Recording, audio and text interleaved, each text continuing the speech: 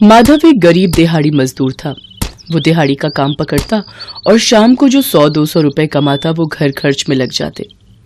माधव का बेटा गोपी बहुत ही समझदार था। वो अपने माता पिता का बहुत आदर करता था। गोपी को पता था कि उसके पिता दिहाड़ी मजदूर हैं और उनके पास पैसों की तंगी है, इसलिए गोपी अपने माता पिता से कभी कुछ नहीं मांगता था। माधव इस बात को समझता था। जानकी, हमारा गोपी हमसे कभी किसी बात की इच्छा नहीं रखता। जैसा खाएं खिलाएं उसी में गुजारा कर लेता है। आप सही कह रहे हो। हमारा गोपी हम दोनों का बहुत मान करता है। अच्छा, मैं काम के लिए निकल रहा हूँ। गोपी को जलेबी बहुत पसंद है ना, शाम को मैं उसके लिए जलेबी लेकर आऊंगा। उसी समय गोपी भी आ जाता है। बापू जलेबी? फिर तो मजा ही आ जाएगा। माँ, तुम और मैं तीनों मिलकर जलेबी खाएंगे। मेरा बच्चा छोटी सी खुशी से भी कितना खुश हो जाता है। माधव काम पर चला जाता है। उस दिन माधव को एक दुकान की छत बनाने में ईंटें ढोने का काम मिलता है। माधव सीढ़ियों से दुकान की ऊपरी मंजिल पर ईंटें ले जा रहा था। और भी मजदूर उसके साथ काम कर रहे थे। माधव को पता नहीं चला और उसका पैर फिसल गया और सीढ़ियों से गिरता चला गया। अचानक हुई इस दुर्घटना ने माधव के पूरे परिवार को हिलाकर रख दिया। माधव की आंखों की रोशनी चली गई। माधव की यह हालत देखकर जानकी और गोपी दोनों रो पड़ते हैं। माँ, बापू की यह हालत मुझसे और नहीं देखी जाती। बापू, आपकी आंखों की रोशनी क्यों छिन गई? इतना कहते हुए गोपी रोता हुआ घर से थोड़ी दूर निकल आया। उसने देखा कुछ लोग जय बम भोले का गुणगान करते गुजर रहे थे। गोपी ने उनमें से गुजरते एक व्यक्ति से पूछा, भैया, आप सब लोग कौन हैं और भगवान भोले बाबा का नाम लेकर कहाँ जा रहे हैं? हम सब कावड़िए हैं और कावड़ लेकर हरिद्वार जा रहे हैं। फिर वहां से कावड़ में जल भरकर लाएंगे, शिवलिंग पर चढ़ाएंगे। जय भोलेनाथ। कावड़ का क्या महत्व है भैया? कावड़ भगवान शिव को अति प्रिय है भैया। जो कोई भी भक्त सच्ची श्रद्धा से कावड़ यात्रा करता है ना, भगवान शंकर उसकी सारी इच्छाएं पूरी करके सारे दुख दूर कर देते हैं। हाँ, मैंने कावड़ के बारे में सुना है। श्रवण कुमार भी अपने माता पिता को कावड़ में ही तीर्थ यात्रा पर ले गए थे। बिल्कुल सही कहा। श्रवण कुमार एक महान पुत्र थे। जय भोलेनाथ। कहते कहते व्यक्ति आगे बढ़ गया, पर गोपी के मन में एक उत्सुकता जागी थी। मैं अगर बापू को कावड़ में बिठाकर कावड़ यात्रा करूं तो भगवान शंकर उनकी आंखों की रोशनी वापस कर देंगे। हाँ, मैं बापू को हरिद्वार ले जाऊंगा। गोपी के आत्मविश्वास से भरी बातें कैलाश पर्वत पर विराजमान भोलेनाथ और माता पार्वती सुन रहे थे। प्रभु, आपका नाम लेकर ये भोला बालक एक कठिन यात्रा पर निकलने वाला है। इसकी सहायता कीजिए प्रभु। देवी पार्वती, आप निश्चिंत रहो। मैं अपने भक्त पर कोई आंच नहीं आने दूंगा, पर सर्वप्रथम मुझे गोपी की परीक्षा लेनी होगी। उधर गोपी घर पहुंचा और 2 बड़े टोकरों से कावड़ तैयार करने लगा। माँ, ये देखो, मैंने कावड़ बना ली। अब एक में बापू बैठेंगे और एक में हम जरूरी सामान रख लेंगे। गोपी मेरे बच्चे, तू इतनी दूर तक पैदल यात्रा करके मुझे कैसे संभाल पाएगा? ये हट छोड़ दे मेरे बच्चे। मुझे वैसे भी आंखों से दिखाई नहीं देगा, तो मुझे कहाँ कहाँ लेकर चलेगा? और तुम दोनों के जाने के बाद पीछे से मैं भी चिंता में रहूंगी। मेरा ध्यान तुम्हारी तरफ ही रहेगा। माँ, बापू आप चिंता मत करो, मैं सब संभाल लूंगा। और फिर भगवान भोलेनाथ मेरे साथ हैं। गोपी अभी बात कर ही रहा था कि एक बूढ़ा व्यक्ति लड़खड़ाता हुआ उसके पास आया। बेटा, मैंने तुम्हारी सारी बातें सुनी हैं। अगर तुम अपने पिता को कावड़ पर हरिद्वार ले जा रहे हो तो क्या तुम एक टोकरी में मुझे भी बिठा सकते हो? मेरी बड़ी इच्छा है कि मैं अपने अंतिम दिनों में गंगा मैया के दर्शन करूं। हाँ बाबा, क्यों नहीं। वैसे भी एक टोकरी में सिर्फ सामान है, आप वहां आराम से बैठ सकते हो। मैं बापू और आपको हरिद्वार ले जाऊंगा। गोपी ने जब ऐसा कहा तो माधव और जानकी दोनों और परेशान हो गए। दोनों के मन में यही बात चल रही थी कि गोपी 2 व्यक्तियों का भार कैसे संभालेगा। गोपी ने एक टोकरे में अपने पिता को बिठाया और दूसरे टोकरे में उन बूढ़े व्यक्ति को। गोपी को देखकर वो बूढ़ा व्यक्ति मुस्कुराने लगा। वास्तव में वो कोई और नहीं, भगवान शंकर ही थे जो गोपी की परीक्षा ले रहे थे। गोपी ने जैसे ही कावड़ को कंधे पर रखा, कावड़ फूलों की भांति हल्की हो गई। कावड़ का भार ना के बराबर हो गया। माँ देखो, कावड़ तो बिल्कुल भी भारी नहीं है। मैं आराम से पहुंच जाऊंगा और जल्दी ही लौटूंगा। जब भगवान भोलेनाथ कावड़ में बैठे तो उनके चमत्कार से कावड़ का भार हल्का हो गया। गोपी आराम से पूरे रास्ते मस्ती में मगन जय बम भोले का जाप करता हुआ अपने पिता और उन बूढ़े व्यक्ति से बातें करता हुआ चलता रहा। हरिद्वार पहुंचकर उस बूढ़े व्यक्ति ने माधव से कहा, ये भोलेनाथ के नाम का फूल है, ये लो, स्नान करके इसे अपनी आंखों से लगा लेना। गोपी, तुम सचमुच बहुत अच्छे बालक हो। हर बच्चे को तुमसे प्रेरणा लेनी चाहिए और माता पिता का आदर करना चाहिए। देखना, तुम सदैव जीवन में सफलता पाओगे। अच्छा, अब मैं चलता हूं, थोड़ी देर गंगा के तट पर विश्राम करूंगा। इतना कहकर बूढ़े व्यक्ति के रूप में भगवान भोलेनाथ वहां से चले गए। इसके पश्चात गोपी ने माधव को गंगा के तट पर बैठाकर स्नान करवाया। जो फूल वो बूढ़ा व्यक्ति माधव को दे गया था, माधव ने उसे अपनी आंखों से लगाया। पर यह क्या, भगवान शंकर के चमत्कार से माधव की आंखों की रोशनी लौट आई। गोपी, वो कौन थे? वो कोई साधारण व्यक्ति नहीं थे। मेरी आंखों की रोशनी लौट आई है। मैंने इस फूल को आंखों से लगाया और मैं देख सकता हूँ, ये फूल मुझे उन सज्जन व्यक्ति ने दिया था। बापू, आप देख सकते हो, वो बूढ़े बाबा सचमुच भगवान शंकर थे। वो मेरी कावड़ पर बैठे थे। हे भोलेनाथ, ये आपने कैसी लीला रची। बापू, जैसे ही वो मेरी कावड़ में बैठे, कावड़ का भार कम हो गया।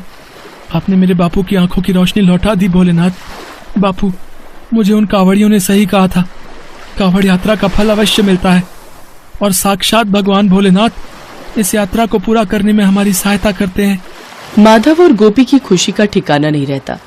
हर की पौड़ी पर खड़े भक्त जब इस चमत्कार के बारे में सुनते हैं तो सब गोपी की बहुत प्रशंसा करते हैं। गोपी माधव के साथ कावड़ का जल लेकर आता है और शिव मंदिर में शिवलिंग की पूजा करता है। जानकी भी ये सब देखकर बहुत खुश थी। वहीं कैलाश पर्वत पर विराजमान भगवान शंकर और देवी पार्वती ये सब देख मुस्कुरा रहे थे।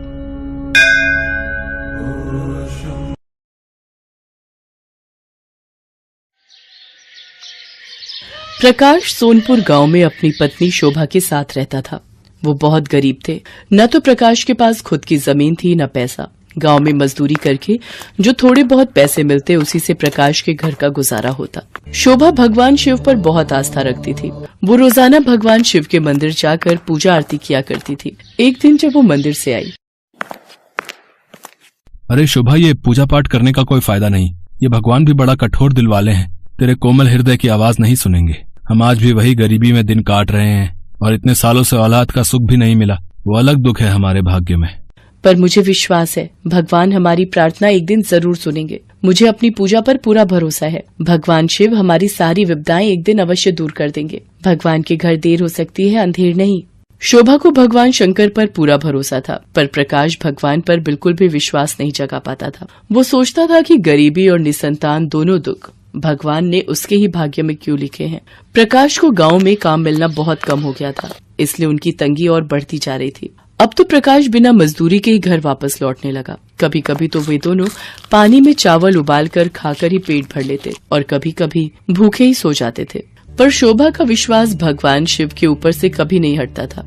शोभा की आदत थी वो रात में भगवान शिव का स्मरण करके ही सोती थी। सावन माह के पावन दिन आ जाते हैं। शोभा ने भी सावन सोमवार के व्रत रखने शुरू किए। एक रात भगवान शिव ने उसे दर्शन दिए। शोभा, तुम मेरी बहुत पूजा और भक्ति करती हो। मैं तुम्हारी पूजा से बहुत प्रसन्न हूँ। अब तुम्हारी सारी चिंताएं दूर होने वाली हैं। प्रभु, मुझे आप पर पूरा विश्वास था। आप मेरे दुख जरूर दूर करोगे। इतना कहकर भगवान शिव अंतर्ध्यान हो जाते हैं। शोभा सपने से जागती है और इधर उधर देखने लगती है, पर वहाँ कोई नहीं होता। वो सपने की बात प्रकाश को बताती है। शोभा, वो सपना है और सपने कभी सच नहीं होते। पर कोई बात नहीं, चलो सपने में ही सही। तुमने अपने भगवान के दर्शन तो किए। अच्छा, मैं जा रहा हूँ। देखता हूँ साहूकार के पास कोई काम मिल जाए।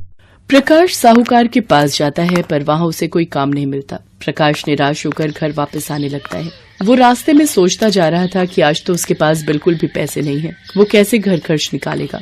चलते चलते वो थोड़ी दूर ही पहुँचता है। उसे पीछे से एक आवाज आती है।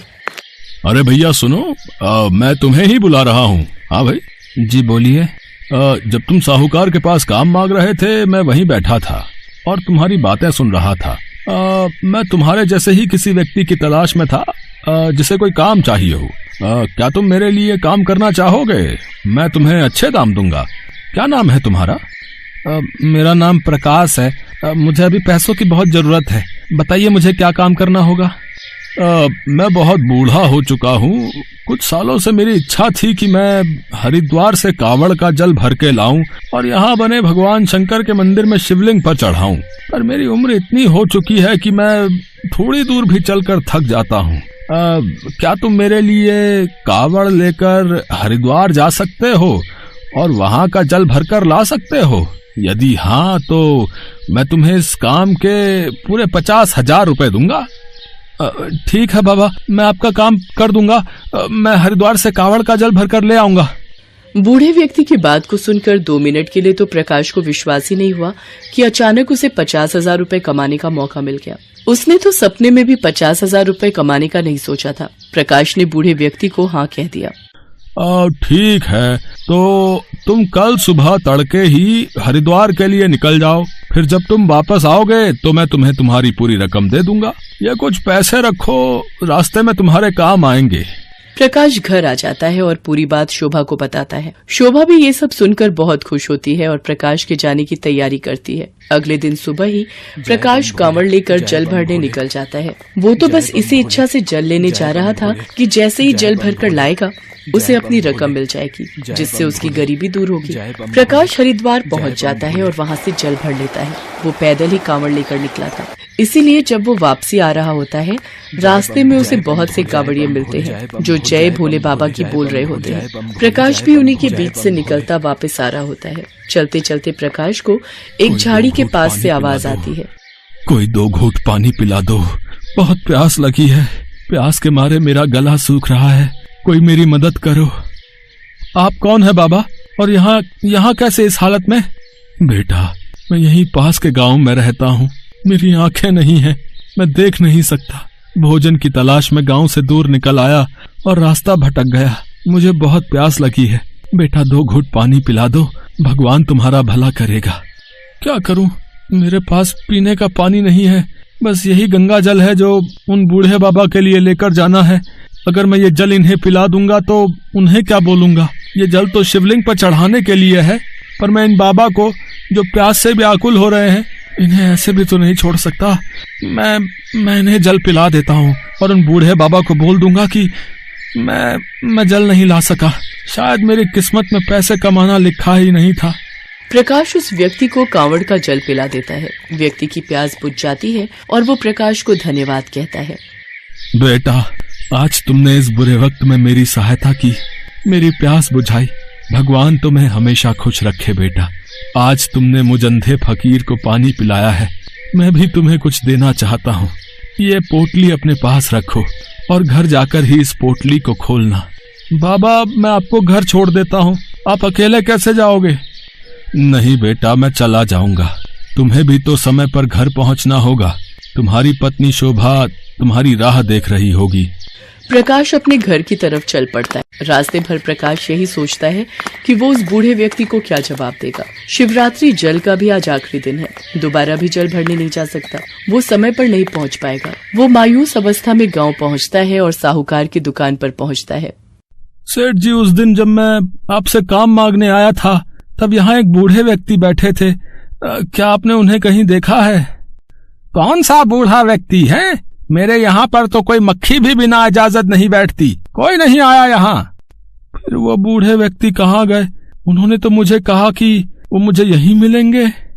प्रकाश ने गांव में हर तरफ उस बूढ़े व्यक्ति की खोज की, पर वो प्रकाश को कहीं भी नहीं मिला। प्रकाश निराश होकर घर आ गया। घर आकर प्रकाश ने अपनी पत्नी शोभा को सारी घटना बताई। सुनो जी, जो बूढ़े बाबा तुम्हें रास्ते में मिले थे, तुमने कहा कि उन्होंने मेरा नाम बोला था, उन्हें मेरा नाम कैसे पता चला? हाँ, मैंने तो उन बाबा को तुम्हारा नाम बताया ही नहीं था। उन्होंने मुझे कहा कि तुम्हारी पत्नी शोभा तुम्हारी राह देख रही होगी, इतना कहा और ये एक पोटली दी कि इसे घर जाकर ही खोलना। शोभा, ये सब क्या हो रहा है भाई? आप पोटली खोलकर देखो क्या है इसमें, और बाबा ने ये आपको क्यों दी है? प्रकाश पोटली खोलकर देखता है। शोभा, इसमें तो 50,000 रुपए हैं। सुबह 50,000 रुपए तो उन बूढ़े सेठ जी ने मुझे हरिद्वार से कावड़ का जल लाने की रकम बोली थी, पर आज मैंने उन्हें पूरे गांव में ढूंढा पर वो नहीं मिले। आप अब भी नहीं समझे, पर मैं पूरी बात समझ गई हूँ। ये सब भगवान शंकर की असीम कृपा है। आपने भले ही भगवान पर कभी विश्वास नहीं किया, पर आपका दयालु स्वभाव देखकर भगवान भोलेनाथ ने आपको उसका फल दिया है। ये सब उन्हीं का चमत्कार है। वो सारा खेल भोले बाबा का ही रचाया हुआ था। आपने जरूरतमंद की सहायता की और भगवान ने आपकी परीक्षा ली, जिसमें आप खरे उतरे। हमें भगवान का धन्यवाद करना चाहिए। आज उन्हीं की वजह से हमारी गरीबी के दिन दूर हुए हैं। शोभा, ये सब तुम्हारी भगवान शंकर के प्रति पूजा और अर्चना का फल है। तुमने हमेशा उनकी सच्चे मन से पूजा की, इसीलिए उन्होंने तुम्हें इसका फल दिया। भगवान शंकर पर आज से मेरा भी अटूट विश्वास बढ़ गया है। हे भोले बाबा, मुझे क्षमा कर देना, मैं आपकी शक्तियों को पहचान नहीं सका। बाबा, आप अंतर्यामी हो प्रभु, आप अपने भक्तों के मन की बात पढ़ लेते हो। जय भोले बाबा की। ओम नमः शिवाय। जय भोले बाबा की। उस दिन के बाद प्रकाश को भगवान पर अटूट विश्वास हो जाता है। अब वो भी शोभा के साथ रोजाना भगवान शंकर के मंदिर में जाकर पूजा और आरती किया करता था और शिवलिंग पर जल चढ़ाया करता था। भगवान शंकर की कृपा से कुछ सालों में शोभा के 2 बच्चे, बेटा और बेटी पैदा होते हैं। प्रकाश और शोभा के जीवन में खुशियां आ जाती हैं। एक निर्धन की कांवड़ यात्रा सफल हो जाती है।